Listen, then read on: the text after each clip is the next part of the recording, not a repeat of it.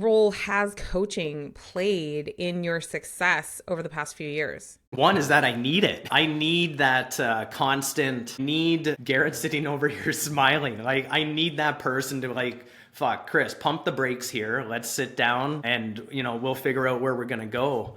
But coaching is something that I always balked at because I was, when you have an inflated ego, and this goes back to my drinking days, is you don't need anybody's help. I am the best. I am great at everything I do. A coach, I don't need a coach. Like, it wasn't until I was served up a big piece of humble pie, and I think everybody should have a coach of some type, whether it's a coach to grow personally, whether it's a coach to grow your business, whether it's a coach. I mean, I grew up playing organized sports, hockey, baseball, soccer. Then I played some competitive squash. And if you don't have a coach, in my opinion, you're screwed and you're behind the eight ball if you don't have that extra set of eyes on the game when you're playing to coach you and get you that next point next time where you're able to it comes back to the capacity where sometimes I think you have to take one step back to go two steps forward again.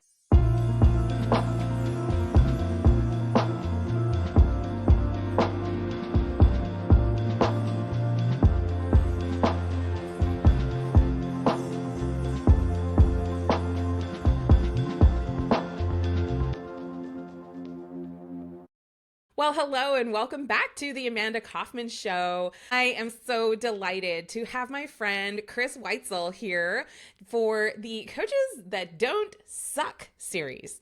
So, Chris, welcome to the show. Thank you for having me, Amanda. My pleasure. So Chris is just awesome. We're both in a coaching program together, and it's a high performing coaching program, and that's where we met. And Chris is a formal financial advisor, and he turned organic vegetable farmer, marketer, and now he's the owner of a fish and seafood retail store and media company. And I'm so impressed. He's in his fourth year of business with the seafood company.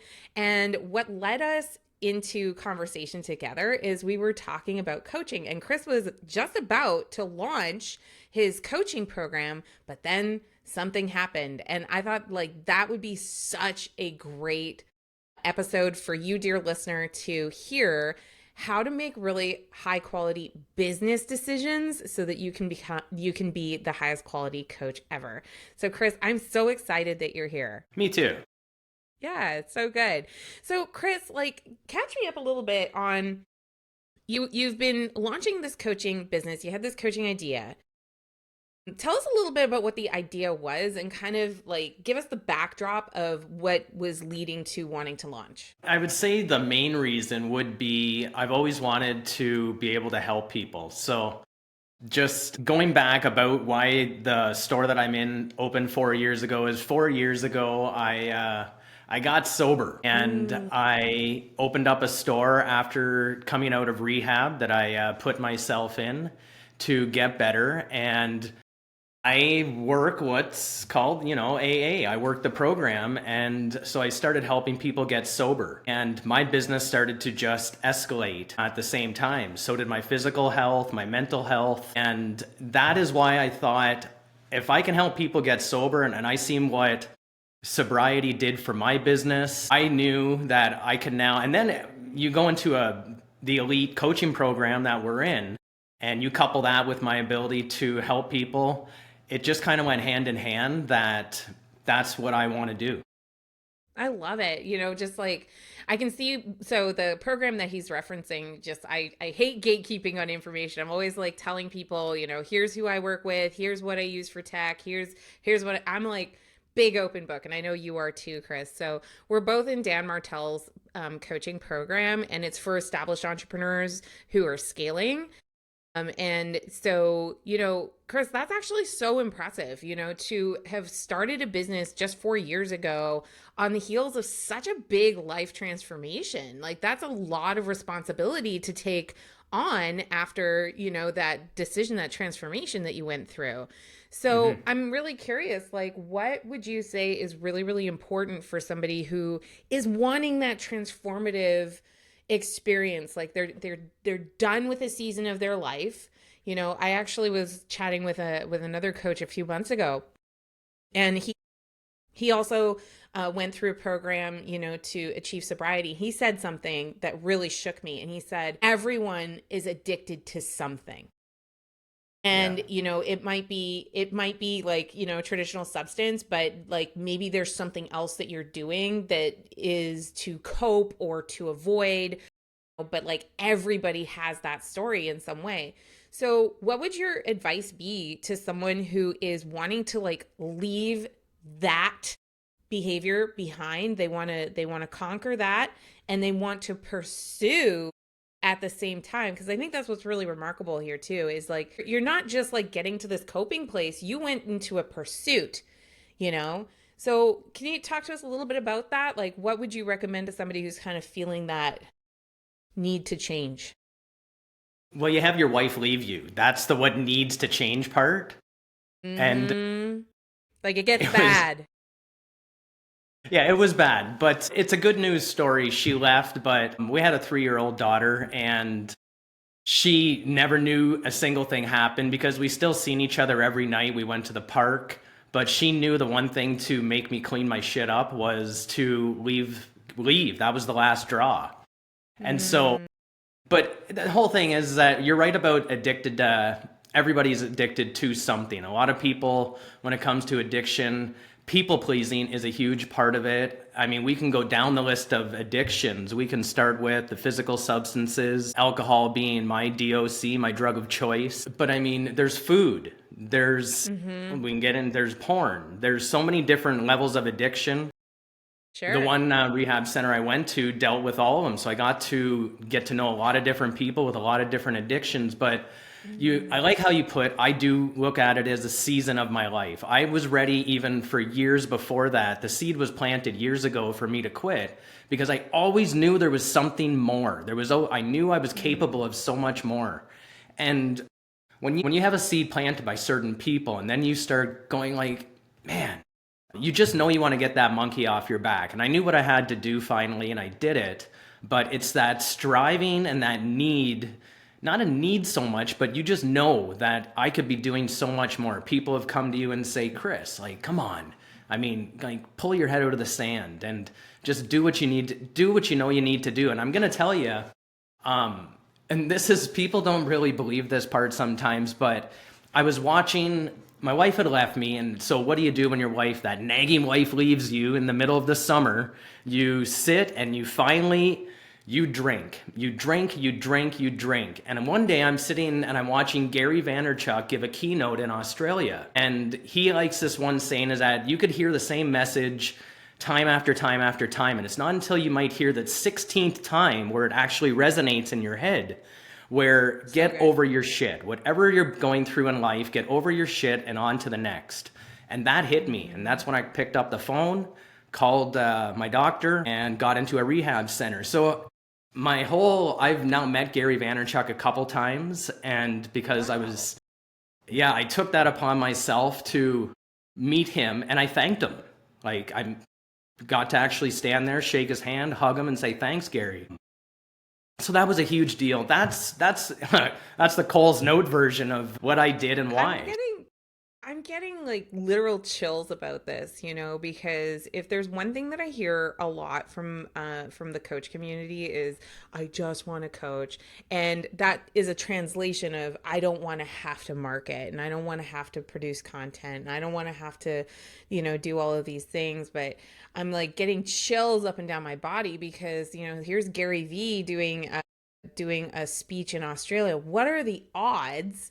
Like literally, what are the odds that you would just, he would say the thing the way you needed to hear it at that exact moment that it compelled you to, you know, then even travel to go track him down.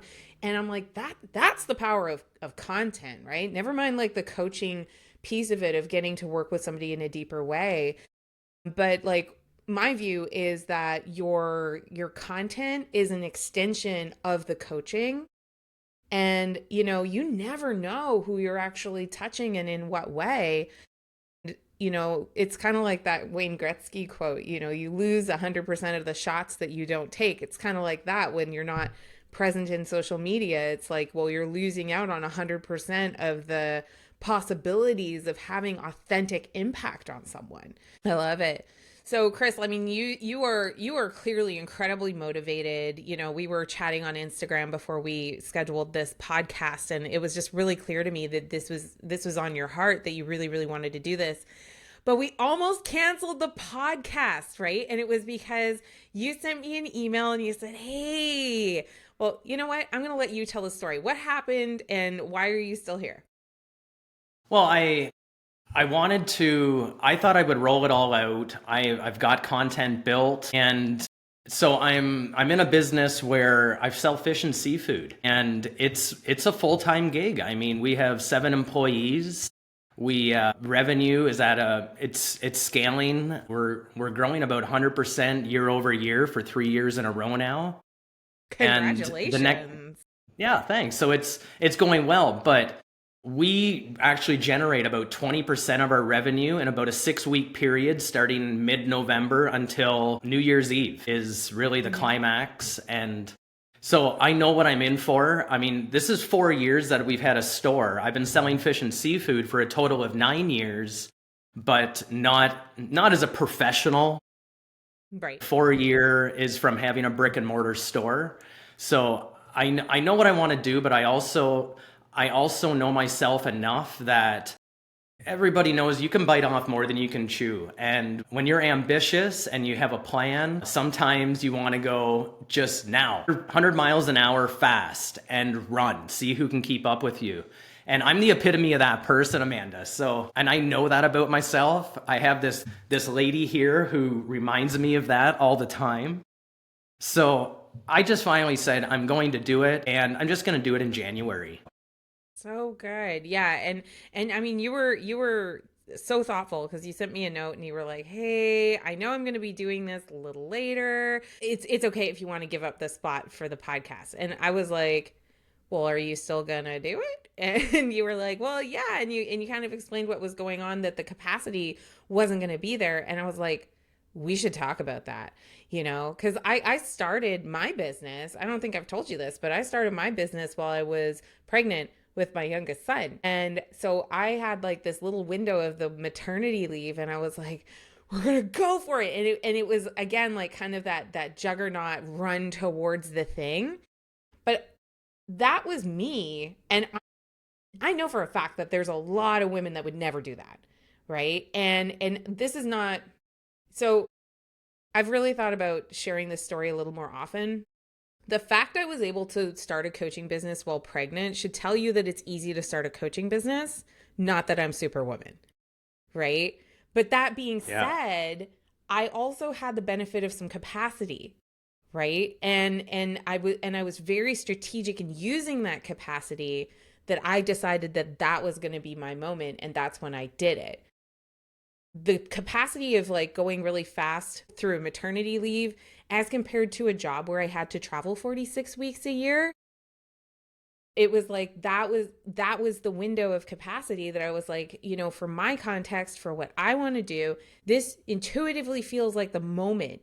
And so can you talk to us a little bit, Chris, about like, how did you decide to push it off a few months, like, versus just grit your teeth and drive through it? I would, the capacity is just, I feel I have to know my limits. And for me, it was, if I'm going to do something, I know my limits, but then it was the coaching that I received, is that I was able to institute what we both know now is the replacement ladder. And that I knew needed to take some time. And that for me was, I needed the time to make the strategic hires that gave me the time to buy back and work more out of the production quadrant. And so that I knew would give me the capacity to focus on, like, I'm sitting here with my my producer and editor. And so this is just we can now expend more time on the marketing side of things, which is, it fits both businesses, actually, the business of coaching and the business of us creating content for fish and seafood and for our media company as well. So we literally took a marketing department and turned it into a media company. So to be able to make content for 2 different businesses and now a third for coaching. And it's all actually pretty intertwined, because at the end of the day, we build the capacity in the business to do what fires us up, to really, get you pumped up and get out of bed in the morning. And that is love making content. I had no idea that if you had asked me a year ago if I'd be going down this road now to making time in the full-time business to focus strictly on marketing, which then to me, marketing and sales, but marketing first leading to the sales. Because at the end of the day, I'm a merchant. I'm the second oldest profession in the world, and that is I'm a salesman. I've embraced that, but having the capacity, you have to build the capacity into your business to be able to focus on what fires you up. And that's how I went about it, and that's why when January comes, I'll be able to hit the road running, because I know what my goals are, I know what we need to do, and then it's just taking, how to eat an elephant, and it's one bite at a time. So That's exactly it. And so in your journey, like as you transitioned and you started building your business and growing, like it really is very remarkable growth. Like that's incredible. What role has coaching played in your success over the past few years? One is that I need it. I need that constant need. Garrett sitting over here smiling. Like I need that person to fuck, Chris, pump the brakes here. Let's sit down and, we'll figure out where we're going to go. But coaching is something that I always balked at, because when you have an inflated ego, and this goes back to my drinking days, is you don't need anybody's help. I am the best. I am great at everything I do. A coach, I don't need a coach. Like it wasn't until I was served up a big piece of humble pie, and I think everybody should have a coach of some type, whether it's a coach to grow personally, whether it's a coach to grow your business, whether it's a coach. I mean, I grew up playing organized sports, hockey, baseball, soccer. Then I played some competitive squash. And if you don't have a coach, in my opinion, you're screwed and you're behind the 8 ball if you don't have that extra set of eyes on the game when you're playing to coach you and get you that next point next time where you're able to it comes back to the capacity where sometimes I think you have to take one step back to go 2 steps forward again. So Totally. I really love this, because I think one of the things people do is, because especially if you're coming from like an employment perspective where you were an employee, you fulfilled a particular role, you had your SOPs, you had the task list or the inbox or whatever that basically ruled your day. When you go to become an entrepreneur, the joy is in the freedom and the terror is in the freedom, right? That's a great way to put it. Right? And so Yeah. I was like, goodness, the role of coach is as much social as it is anything else. Like some people like to have a coach to help them with here's the 1, 2, 3, 4 steps. But I think at the end of the day, coaching is like it's a leadership role where the relationship allows for real introspection and perspective shifting, that the client can make much more empowered decisions, which tend to yield better results. Like it doesn't matter if we're talking about wealth, relationships, health, just in general. If your client is in this position where they can make a decision with witness, already they're outperforming a whole bunch of other people in that realm, just simply because they're not crushed by the ego. I love that. Okay, so Chris, in your opinion, what are 3 things that help a coach not to suck? 3 things that help a coach not to suck. I would think that one thing I would think to always let people know is that I believe you only have to be 1 chapter ahead of people, and I like that analogy in that I think we can help anybody if you just accept the fact that you're only a chapter or 2 ahead of most of the people. maybe the one thing, damn, that's a good question, Amanda. Yeah, well, and it's Helping. good, right? Because you're going into January, so if you have these things in mind, you're gonna, sorry to coach you right here on a podcast, but yeah, like when you know those things, that's gonna really help. I think the next thing to know about not to suck would be actually, you got to start. I mean, and Yes. this is coming from the guy that waited to know that I needed the time to get through my busiest part of the season. But you have to start. I mean, anybody can get caught up in the procrastination of starting something, but nothing, I guess to not suck means you want to start, and I just don't think that everybody thinks they have to have it figured out, and I don't think that's the case. So I think that's even when attracting clients they just have to start and admit that they actually need the help. The third thing of not sucking would be putting your ego, again, I mentioned the ego, because I believe that we're all made up of half ego and half self.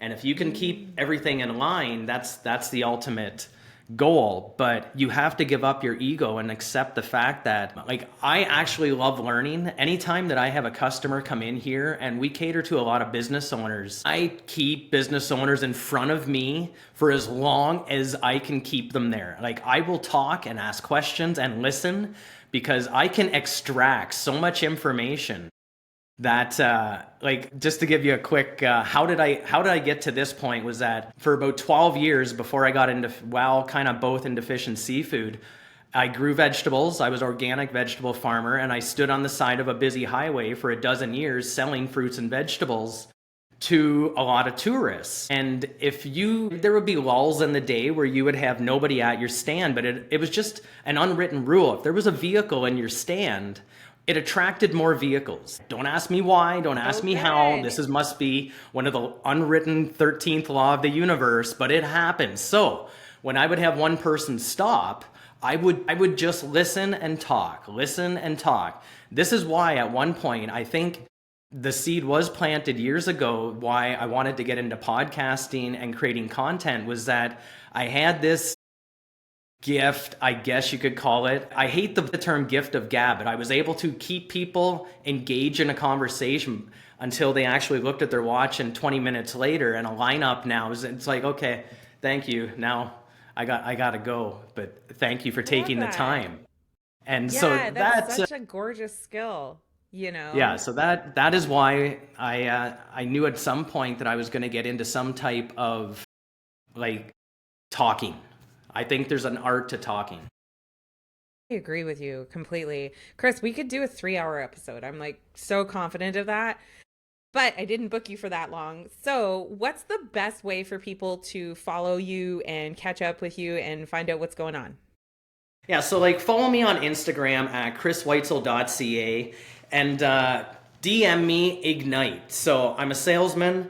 I will send you my Ignite sales system, which applies to any type of industry, so you can help ramp up your best salespeople and hit the numbers that you knew you were always worthy of. So again, Chris, ChrisWeitzzel.ca, DM me Ignite, and I will send you the Ignite sales system, help you out.